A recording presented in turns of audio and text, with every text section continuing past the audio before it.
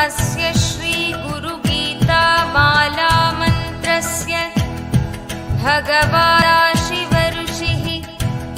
विराट् छन्दः श्रीगुरुपरमात्मा देवता हम बीजं सशक्तिः सोऽहं कीलकम् श्रीगुरुकृपा प्रसादसिद्ध्यर्थे जपे विनियोगः।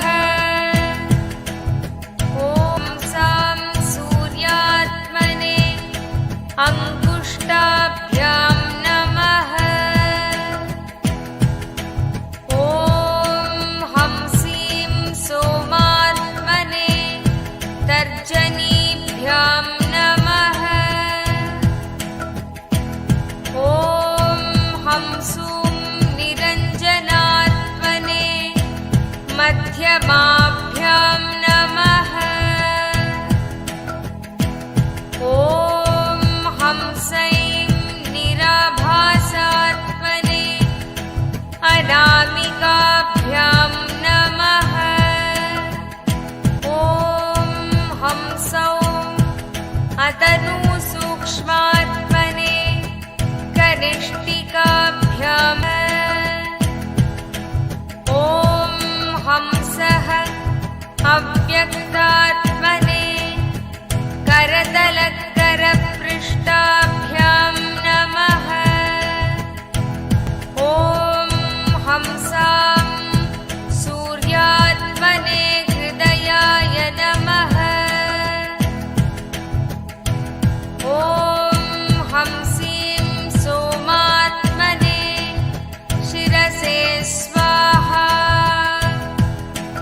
ॐ हंसूं निरञ्जनात्मने शिखायै वषट्।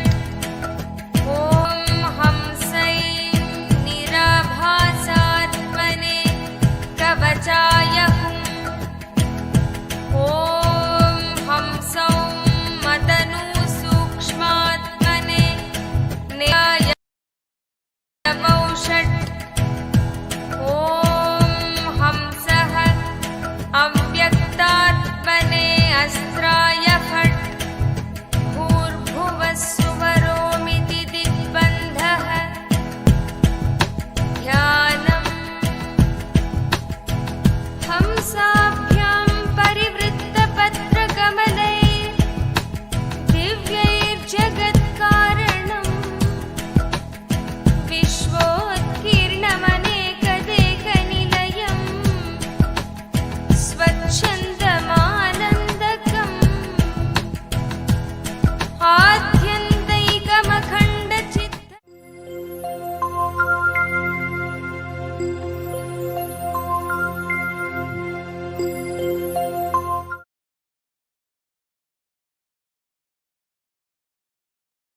Yes.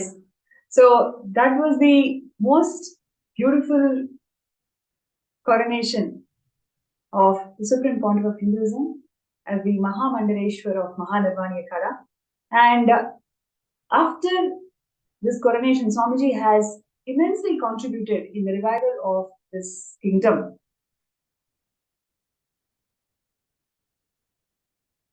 And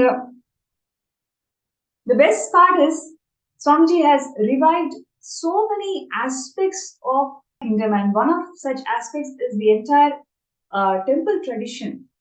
And in the Kumbh Mela, we had a huge temple that was set up, and so many deities, literally thousands and thousands of deities, were all brought from Adi Kailash to Kumbh Mela camp. Every single deity was so beautifully decorated, and prayers and worship, everything was offered.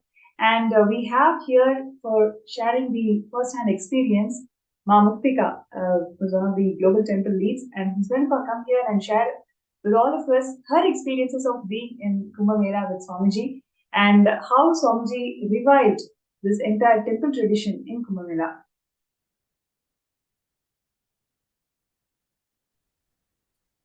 Nithyananda, thank you, Ma Pranapriya. And it's an honor to even be able to share a little bit about what the significance and what it meant to even be in the Punya Kshetra, in a Tirtha Sthalam, right? Like how we experienced in Kumbh Mela.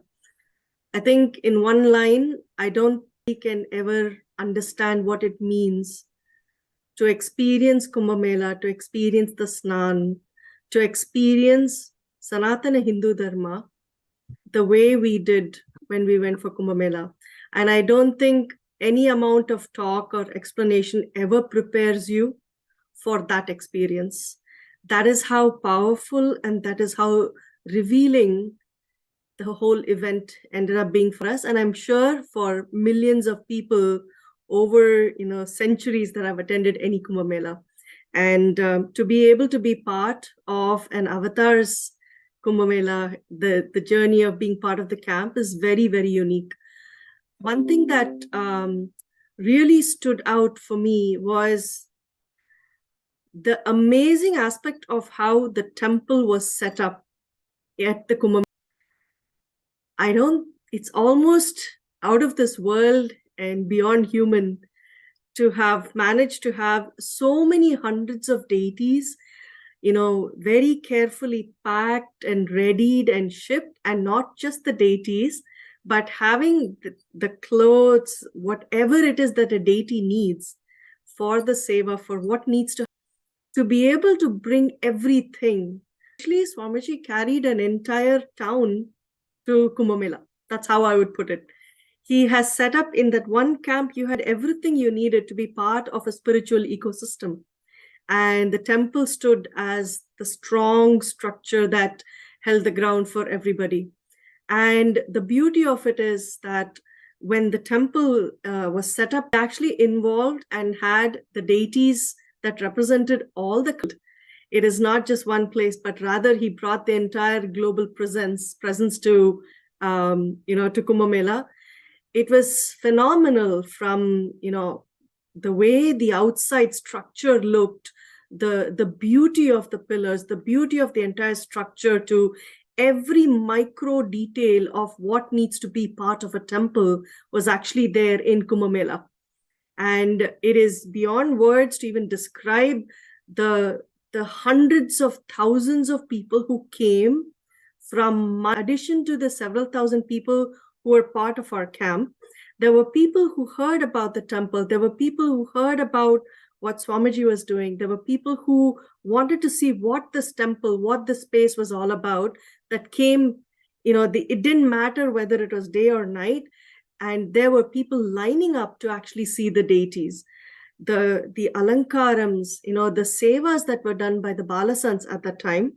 And, right from the morning onwards, when they were woken up with the traditional Suprabhatam, all the way to Palyarai, where they are put to sleep at the end of the day, every seva was done for the deities without missing. And that's such a powerful space for every person to experience and understand what it means to be part of a temple. Why do you need a temple, right? He actually gave that experience to people. Swamiji has really brought the temples to people, whether it's Temple on Wheels or whether it's the temple that was there in Kumbh Mela. Every aspect of it taught people what it meant to be part of Sanatana Hindu Dharma. And that's, the words just don't, do justice to when people came for the darshan of the deities. They came to have darshan of Swamiji. They came to, prostrate in front of him and the deities to say how pleased and how happy they were to have come and had this darshan. We've had so many people come and talk to us and ask us, how was it like to be part of the camp? They were so, awestruck by what was happening. The amount of things that are, that relate to a temple that was made available to people was just astounding. And for someone having come from outside, and this being my first Kumbh Mela also, just like my Atmadaya, I don't think I was even prepared an ounce for what was in store. And to be a part of this global happening was just so fulfilling and so revealing, I would say, about my own, dharma, my own religion, my own way of life. It truly made a huge impact in how I perceived Sanatana Hindu Dharma. And the essence of why Swamiji is bringing this up and why temples was made so clear to so many people. Just the experience spoke volumes to everybody who had come there. When they saw how a deity is taken care of, what does the deity do, how the deity gets to, be your co-creator of your realities, how do they bless you, how do they energize you, that one-on-one connect for an individual is something that I could see there. And, as I was, allowing that to happen to myself, I was watching how others were so excited.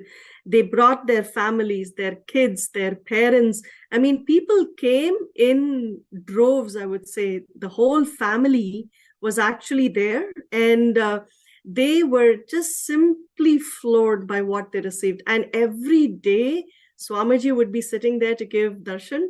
And I still clearly remember he would have both his hands outstretched.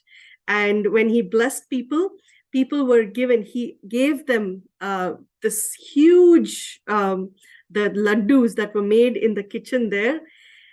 People could hardly hold it in their hand. That's how huge it was. And you could see that feeling of, feeling so overwhelmed and so happy at receiving such a huge thing. The only thing people kept asking is how is this possible? How is this happening? But it is possible. And that's what Swamiji is showing us through this. The experience was simply out of this world. It truly brings you to understand, what is temple? What is the deity there for? Why guru? Every aspect, you get to have Vakyartha Sadas. You get to have, the conversations with people randomly, visitors who come, people you have no clue who they are, but they are just ecstatic and they're very happy to be there, in Kumbh Mela and being part of this. People, in fact, travel for miles and miles and miles just to come and get Swamiji's darshan and to get the darshan of the deities, because they heard about the temple, they heard about everything that was happening, and they felt they couldn't miss it. And that is the beauty of it. And in fact, we had a huge set of hurricanes out there, tornadoes. And, I happened to be part of one. The amount of water and the amount of, what was happening around, the one thing I can say is our camp pretty much did not get affected. The whole camp was protected by Swamiji's energy field and the energy field of the deities. He showed it to us by our experience that this is how Sanatana Hindu Dharma works. This is how the presence of the deities, presence of a guru makes a difference in your life. And in normal life, I don't think people would, think of, they would look at like what Mahatma Deva was saying. You'd think, oh, there is Kumbh Mela that happens. There is, oh, this particular event happens. Oh my God, there are millions and millions and millions of people out there. It's an ocean of humanity. Do I really want to be there? Or maybe it's too much. It's too crowded. I don't want to be there.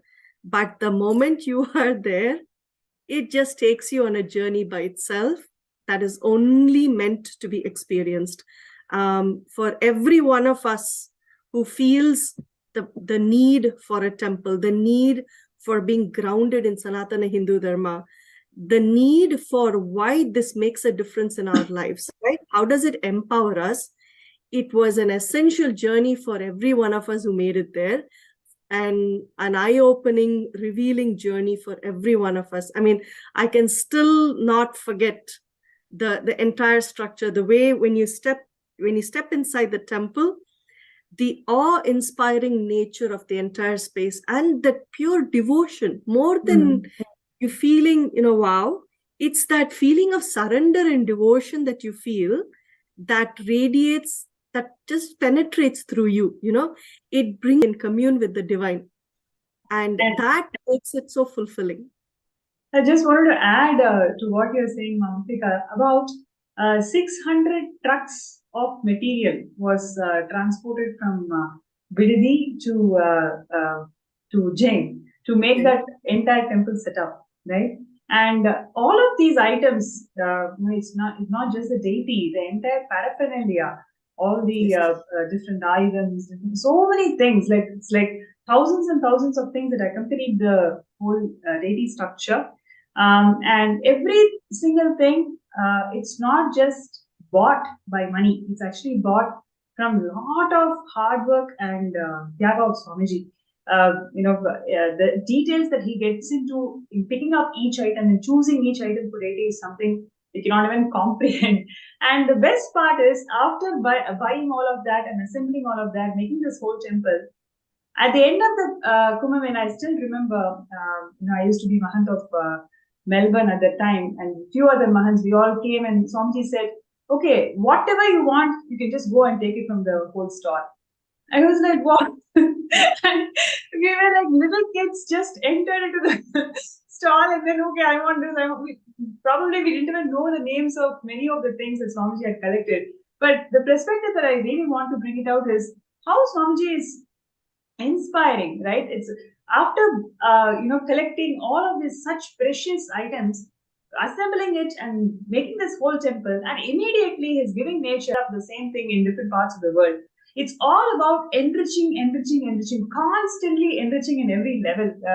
That one thing I very clearly remember right after the end of the Kumbh Mela, how Swamiji called all of us and said, you can go and take whatever you want from this entire setup. Actually, I clearly remember where each of us were saying, okay, look, in our temples, this thing will fit. It will fit. This particular one fits perfectly in our temple. Our temples are big enough, or this deity is there that needs this particular, the Prabhavali or the structure or the outside. It was just, and like you're saying, it just felt like being a kid in a candy store. That's how they say it. So you don't know what you want to choose and what you want to leave. And, I still remember, before, like Swamiji had said, there is absolutely nothing wrong in being, wanting that when it is for the greater good of humanity. Actually, with Swamiji, he brings that want also within us. I don't know, at least for me to go and take things for a temple, it's something so, I don't connect so easily to that. But so I'm sure many of the youngsters today, they may also be in the same page. But how Swamiji builds that interest constantly and makes us feel connected to the deities and feel that, okay, this is something which I want to do in my life, inspiring them in a very beautiful manner. And each being actually was carved in Kumbh Mela, I would say. Personally, I had so many powerful spiritual experiences, and in fact, my mother, she left the body as I was celebrating the Kumbh Mela with the whole camp. I got to hear that my mother left the body, and Swamiji brought her back to life. Giving it was such a medical miracle that doctors were completely astonished. They've clinically declared her dead, but Swamiji brought her back to life. After having to give all those experiences, spiritual experiences, personal breakthroughs, how Swamiji grooms each and every being amidst all this huge work that Swamiji is doing as Mahasadashiva of Mahanirvani Akada, and so many other akadas were coming forward and taking his guidance and how to advance Sanatana Hindu Dharma. There were several parishads where Swamiji grazed and gave his vision for Sanatana Hindu Dharma. When Swamiji is doing such huge work, he also finds time to simple disciples. Every single person, he ensures that, okay, that person is attended to. I still remember one of the single mother. She was a single mother. I don't want to name the person. She was looking for an accommodation, actually. And then she was looking for an accommodation, and Swamiji assigned one of the volunteers to look into it. After 2 days, and the whole camp is like filled with 15,000, 20,000 people. Amongst all those people, Swamiji picked that girl and then asked, "Is your accommodation sorted out?" And and then the girl said, "It is sorted out, but I still have this water problem." Then Swamiji assigns the next person and then say, "Okay, now go and fix that problem." And then immediately next minute, Swamiji said, "The blessings or whatever you asked will happen." So one hand he's attending to this accommodation issues of one person. It's not an issue; it's actually fulfilling that being. And at the same time, in the Kalpataru Darshan, he's awakening third eye. And I remember, like, literally every day, 50,000 people used to come and take Swamiji's darshan in a way that people used to grab Swamiji's thumb and put it on their forehead because everybody saw all the Balasins doing this phenomenal blindfold reading, and they want their third eye to be awakened so desperately. So literally, people would be grabbing Swamiji's thumb and put it on their head and thank Swamiji and go. It was so phenomenal response from people, and see, this is from the people's side, but from Swamiji's side, whole day sitting through the night, 50,000 people initiating, where people are just pulling your hand and getting initiated, and at the same time holding the larger vision for the Dharma should advance from where it is right now, and attending to all each person, grooming the next Hindu leaders for tomorrow, and initiating all the people into 70 extraordinary powers. I think that's one of the first programs where people were initiated into mass power manifestation sessions. It's something phenomenal to think about how Swamiji organized this whole event. It is just amazing. I can never forget the deities, and the place. And I also remember that during the storm, in tent and the temple were the sanctuaries for everybody. Actually, Yes. It's a place where we were all kept safe. And imagine being able to sleep in the presence of the deities, right? Swamiji has made that happen for everybody. So it was a very, very beautiful experience and very powerful. And like you're saying, even the Bandara, how Swamiji, Wow. how Swamiji is, he takes care of all the akhadas, and every sadhu, every monk who came never went back empty-handed. They were given so much of respect, so much was provided to them. It is just phenomenal to see how Swamiji does all that. And like you very well pointed out, the micromanaging, both from being the guru for an individual to being the supreme pontiff of Hinduism. Yes. Right? Oh, that's beautifully put. It's like you are seeing such a huge an expanse of what Swamiji is, and that this is also just a glimpse that we are even able to understand. But you get to see how he handles or how he manifests so much, and get to experience that as saying, look, he is the avatar, he is the guru of gurus, he's the Jagat Guru, that it is not humanly possible for anybody else. And you get to experience that truly. And the way the Akhada, the Mahants and others who had come would be gracing our camp, how Swamiji would receive them, how we made sure that when the Bandara was, he in fact invited all the, the temple heads and all to come and serve to all the, the monks and everybody. Yes, I would like to just add, when you pointed out about Bandara. So Bandara is actually a feast that we invite other akhadas to come and visit our camp, and the entire monks of that akhada, they'll have this feast in our place. So it's a very, very special event. It is a proud moment for all of us to host people, basically. So please understand, we are a 5,000 member 5,000 people in our camp, and most of us have not seen Kumbh Mela ever in our life, so we don't know what is Kumbh Mela. And more than 60% of people are from different parts of the world, so they have not experienced Hinduism at all. And Swamiji trained this whole group in serving the sadhus, right? So people coming from West, probably we don't even bend so low to serve food. So it's like literally teaching the etiquette of Hinduism, how people eat and what should be served first, what should be served next, and what is the context you hold. Every single thing Swamiji trained the whole group, and it was not like, okay, today people are going to come and serve. No, the previous day, he spent hours in actually planning the whole event. Okay, how we are going to do it, who is going to carry which buckets, and how many people are going to sit in each row, how many side dishes we want. So literally to that detail, Swamiji micromanaged and ensured that everybody is confident of what we are doing. And the next day, we are seeing, okay, there is a sound that's blown, the conch is blown. As soon as the conch blows, literally like 2,000 people are just rushing into the into the whole camp, and within 5 minutes all of them are completely settled. I mean, I've never seen something like that before. So and actually I realized that Swamiji had prepared it so beautifully. I mean, it cannot be explained, it has to be prepared So Swamiji prepared all of us into that, and just that thought of, okay, how are we going to feed so many people seamlessly? That was so mind-boggling at that time, and all of us just executed how Swamiji trained us. And at the end of the day, right, when the whole Bandara finished, it left with such immense fulfillment. Really, no words to say. Seeing so many sadhus having the food and having to, some. I remember Dr. Peter Bloomfield had to memorize some of the side dishes.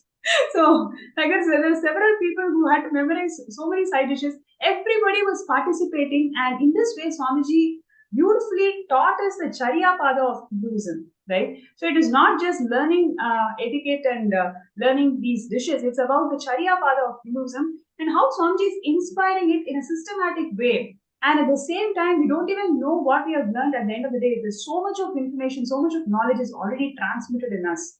So that's one of the most powerful experiences, I would say, being in Kailasa, being able to serve in Bandara.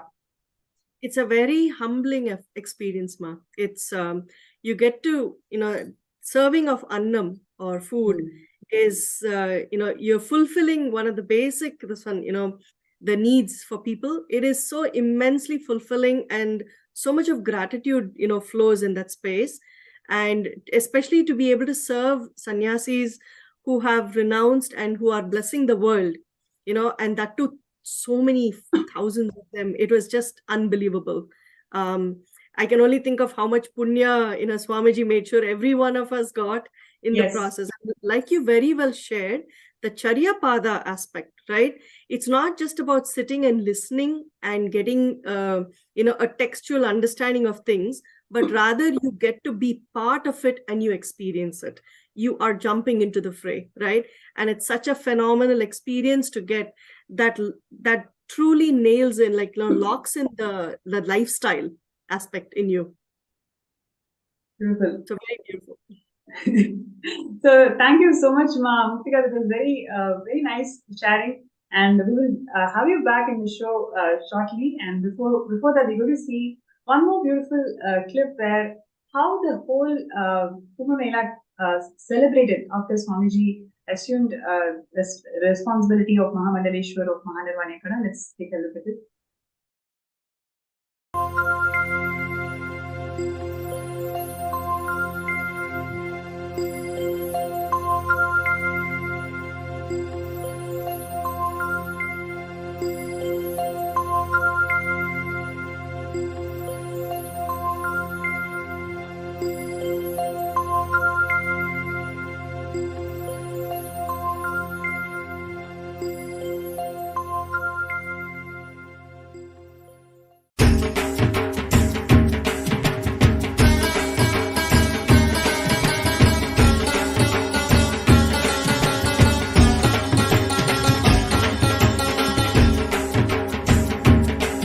Nithyananda, Hara Shiva Shiva Murahara Damar Bhaje. Nithyananda, Hara Shiva Shiva Murahara Damar Bhaje. Nitya Jagadodharana, Jaya Nitya Jagadishwara Harana. Shri Nitya Jaya Nitya Hara Paramahamsa Shri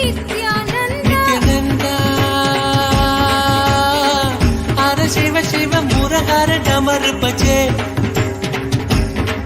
Nithyananda, Hara Shiva Shiva Murahara Damar Bhaje. Nitya Jagadodharana, Jaya Nitya Jagadishwara, Nitya Jagadishwara Harana. Shri Nitya Jaya Nitya Hara Paramahamsa Shri Nithyananda. Shiva Shiva Murahara Damar Bhaje.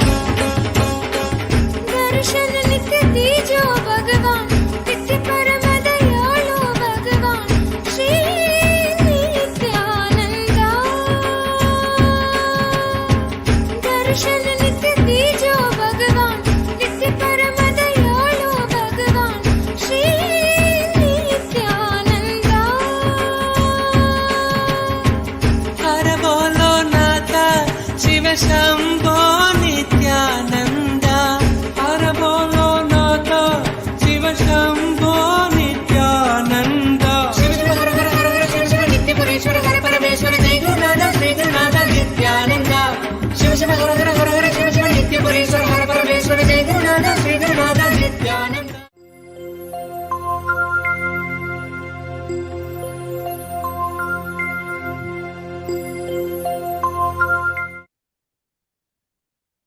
Yes, I'm sure all of the viewers and participants are thoroughly enjoying this session, and this is a moment where all of us can understand the vastness that Hinduism has got to contribute, and how Swamiji is reviving every single aspect of it, every single part of it, and always, there is so much to learn from Swamiji and his life and how he has revived the entire Kailasa. And one of the things that Swamiji is passionate for all the 30 years of his public life is Annadan.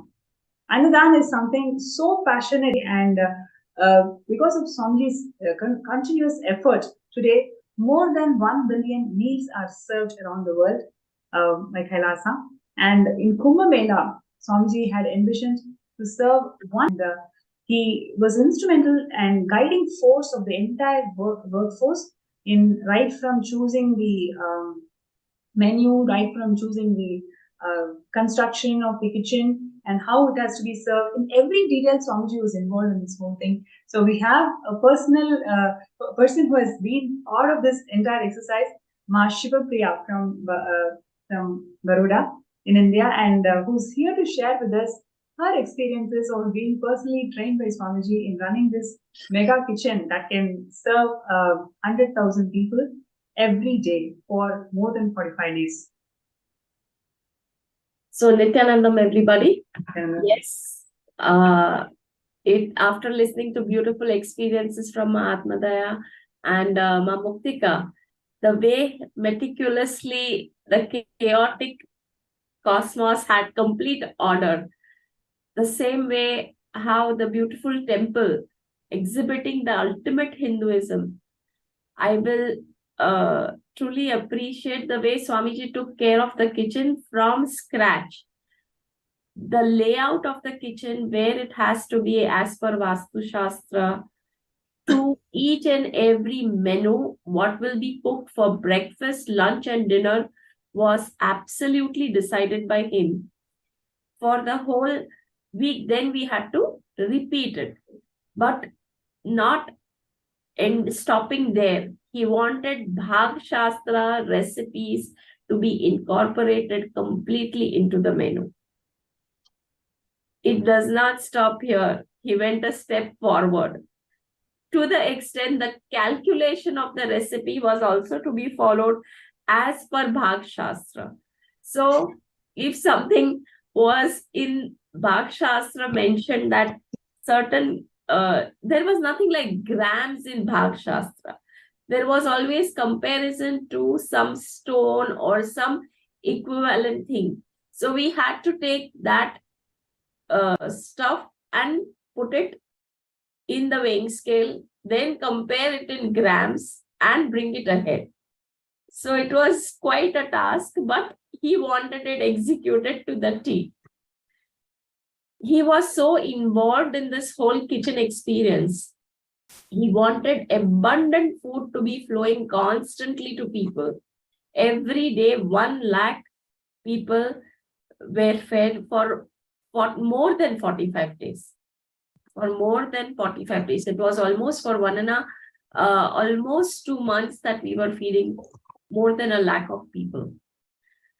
Besides this, he paid a lot of attention to getting the system into place where we could run the kitchen 24/7 with utensils and equipments, which would aid us to keep on cooking non-stop.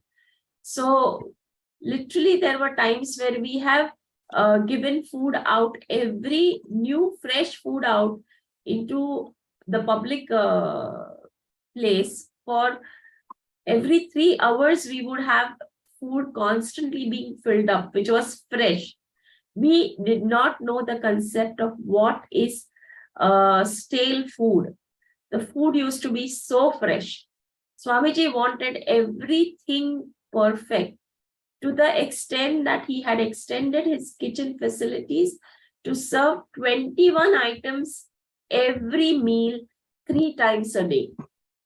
And every menu would be different.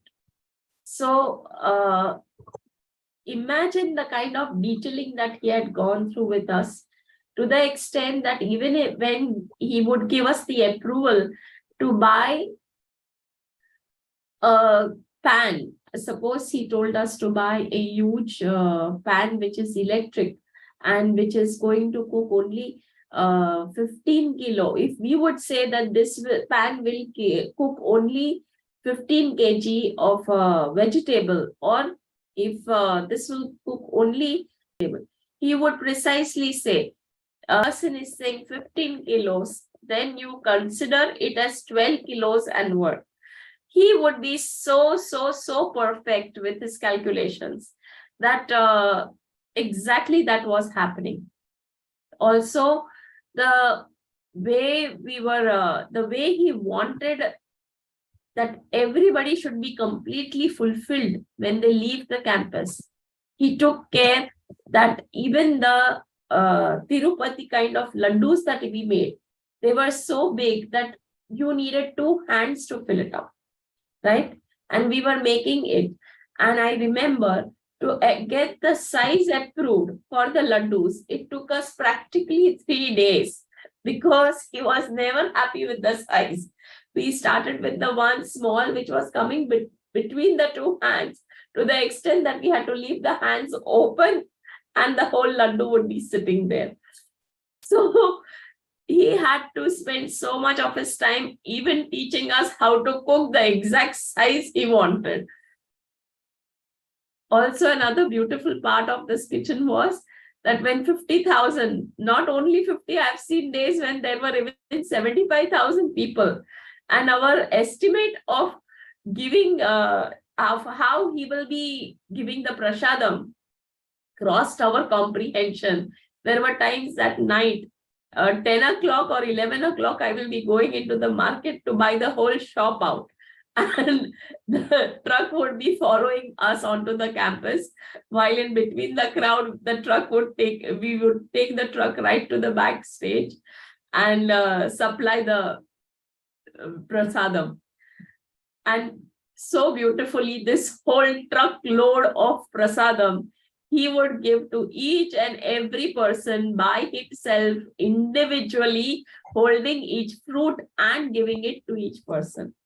It was not that we devotees were distributing the prasadam. It was he himself, truckloads. And this was the load after the laddus were over, and laddus were being made in hundreds of kilos.